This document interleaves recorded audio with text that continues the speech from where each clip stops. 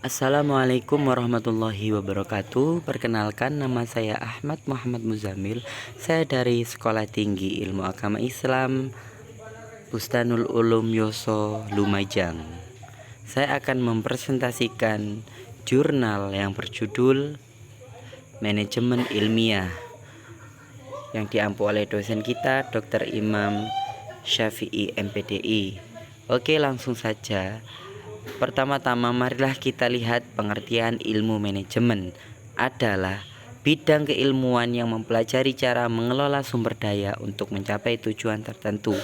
Intinya ilmu manajemen adalah metode atau cara untuk kita melangkah dalam suatu organisasi guna supaya bisa mencapai tujuan tertentu. Yang kedua, subpokok bahasan materi. Yang pertama, pengertian dan ruang lingkup ilmu manajemen. Yang kedua, fungsi-fungsi manajemen. Yang ketiga, manajemen strategis dan operasional. Yang keempat, isu-isu dalam manajemen. Selanjutnya, permasalahan. Yang pertama, minimnya penerapan manajemen dalam organisasi. Jadi ilmu manajemen itu bukan hanya penting, tapi sudah sangat wajib dalam setiap organisasi. Yang kedua, ketidakseimbangan antara perencanaan strategi dan implementasi. Jadi kadang banyaknya peraturan atau garis-garis yang perlu dilaksanakan, tapi ternyata implementasinya itu kurang, tidak ada yang terlaksana. Yang ketiga, rendahnya kemampuan kepemimpinan dalam organisasi tertentu.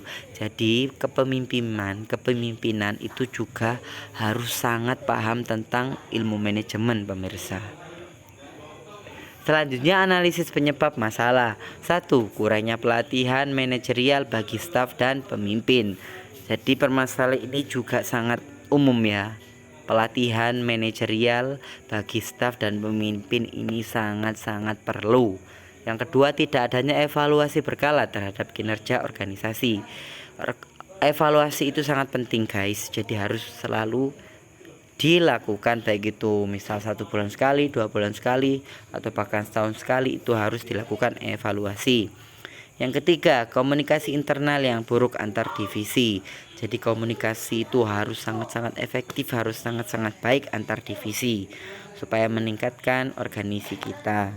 Yang keempat, sumber daya yang tidak memadai atau tidak optimal. Jadi ini juga harus perlu ditingkatkan terus. Adapun solusinya, yang pertama, pelatihan dan pengembangan harus selalu dilakukan. Kalau belum dilakukan, secepatnya harus diagendakan. Yang kedua, evaluasi dan monitoring. Ini juga harus dilakukan. Misalkan 1 bulan sekali evaluasi harus dilakukan, 2 bulan sekali harus dilaksanakan, atau setidaknya 1 tahun sekali. Yang ketiga, komunikasi efektif. Ini juga sangat penting supaya organisasi kita itu jauh lebih berkembang, lebih baik lagi gitu ya. Yang keempat, optimalisasi sumber daya. Ini juga perlu ditingkatkan. Yang terakhir, kata-kata hikmah. Manajemen yang baik bukan hanya soal mengelola orang, tapi juga menginspirasi mereka untuk mencapai hal yang luar biasa. Oke guys, terima kasih.